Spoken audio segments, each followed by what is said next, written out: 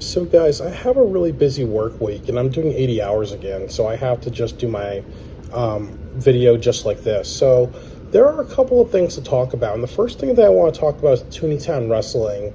And they made a really good point. And I also want to say I like Toontown Wrestling, that they're really working hard to be different. And I also like that they're working with puppets because they have a very unique look. And I also like how, unlike What Culture, they're a little bit more looking at the issues within AEW and other companies as well a little bit more seriously. They're not like Simon Miller, who kind of like overly hypes AEW to a point where he's a little bit like Dave Meltzer, just like a lesser intense Dave Meltzer type of thing.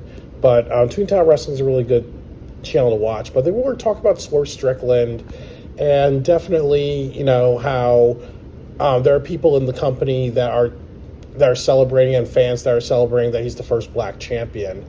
And also the concern is that more than likely he's going to be a transitional champion for Will Ospreay at Wembley Stadium. So will say that, just to comment on that, what people have to realize is that it is a big deal that Swerve is a black champion. And the reason why it's a big deal is because for a very long time, African Americans were treated very poorly in professional wrestling. Look at what happened with WWE. It took until 2019 for Kofi Kingston to become the first black champion, and now they're saying it happened in the 90s with The Rock because they want to just do a little shifting of history. When you had Booker T and Triple H, the whole, people like you don't become champion, even though Booker T is gaslighting everybody and saying that it means criminals. No, it means African Americans, because that was a term, that's a lighter way of saying, an N-word like you doesn't deserve to become champion. And they also did something where they kind of wanted him to, like wash the floor or whatever type of thing. So there's a lot of stereotyping when it comes to black wrestlers. So it is a big deal. And then the next part of it is Swerve Strickland did say many times, I want to be the first black champion. I want to be the first black champion. So there's definitely him just wanting to celebrate it and other people celebrating with it. So it's definitely something that is a big deal, but not the biggest deal in the world and not the biggest deal of his career.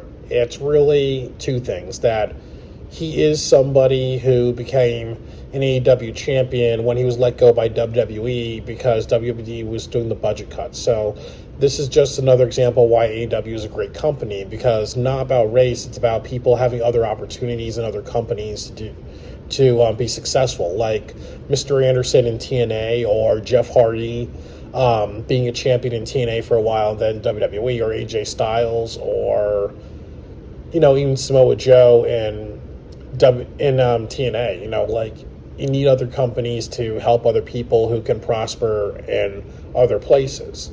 So that's the biggest thing that he should celebrate, and that's the biggest deal out of it. Somebody who was let go by WWE, and not because of his race, it was because they wanted a budget cut.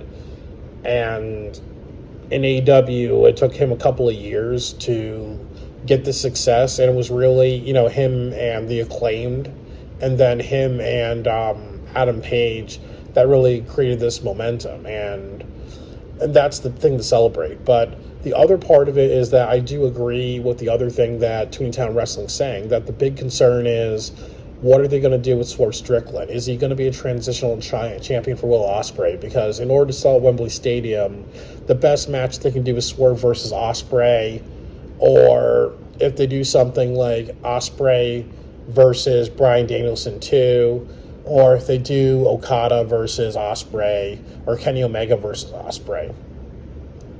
But what I would say is that there's a couple of things. That, number one, I really think that right now AEW is in a challenging situation. They can do a lot of great booking, or they can screw the pooch, really, because now the EVPs are the number one faction, and they can easily become just like the Main Event Mafia or the Aces and Eights in TNA Wrestling, where they overshadow the champion, or all the attention is on them, because both of those things were kind of like a Jeff Jarrett or Vince Russo or Hulk Hogan or Eric Bischoff projects. So definitely the EVPs can overshadow Swerve Strickland, and then Swerve cannot get the shine that he deserves, really. So there's a concern about that. There's also a concern that Swerve may struggle because he doesn't have the best. He does not have the best mic skills, in my opinion.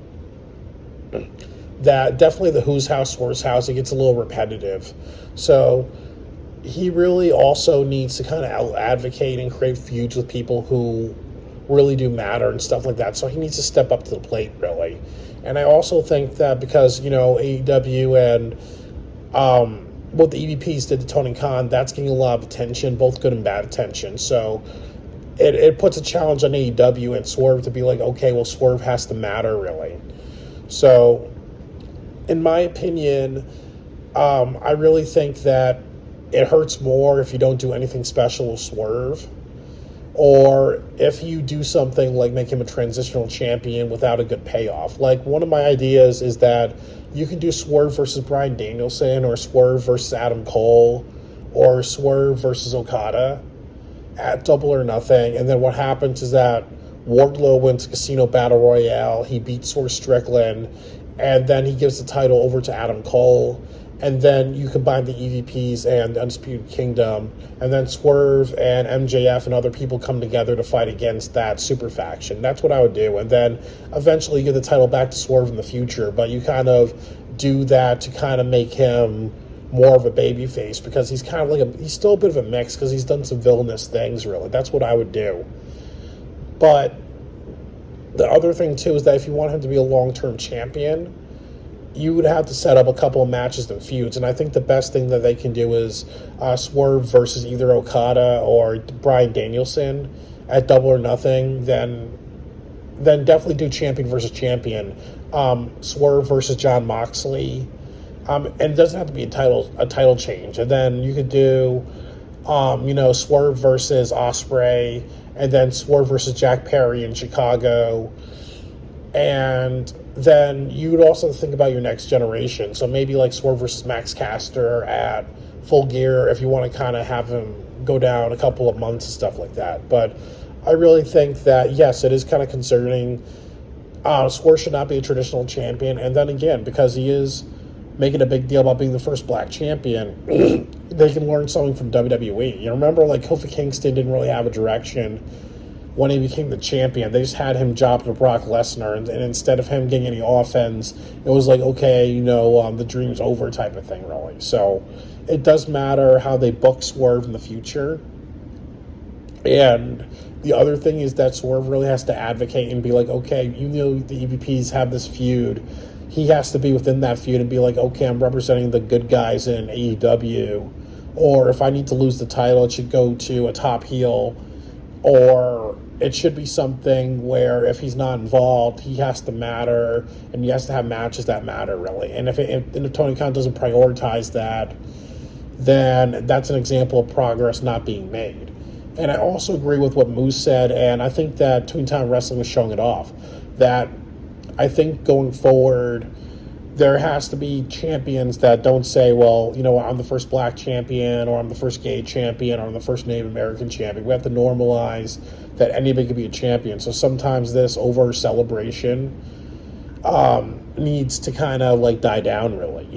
So if Swerve didn't talk about being the first black champion, I think that I wouldn't even celebrate it. But since he is, and it means a lot because I've seen my fair share of racism, it means something to me, but as I said, not the biggest deal to him, not the biggest deal in the world. And then the other thing is that I'm mixed race. So if I want to do something, like say I'm the first multiracial AEW champion, and I want people to self-identify as multiracial who feel comfortable with that label, I would want people to celebrate that too. And I would say the reason is that many times when you are mixed race like me, people think that you're a full-blooded black man, or because I go by Byron Andres as a filmmaker, people will think that I'm a Hispanic.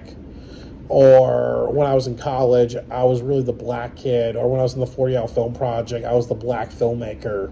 Because a lot of people, and I was adopted by white guys who think that I'm a black kid. So if I celebrate me being mixed race, it's just to say, okay, well, there are people that identify as mixed race, and I want to be an example of a mixed race champion and saying, okay, well, we need to break the stereotypes. So it's all for a good reason. I think that was sort of saying that he's the first black champion. It's all for a good reason.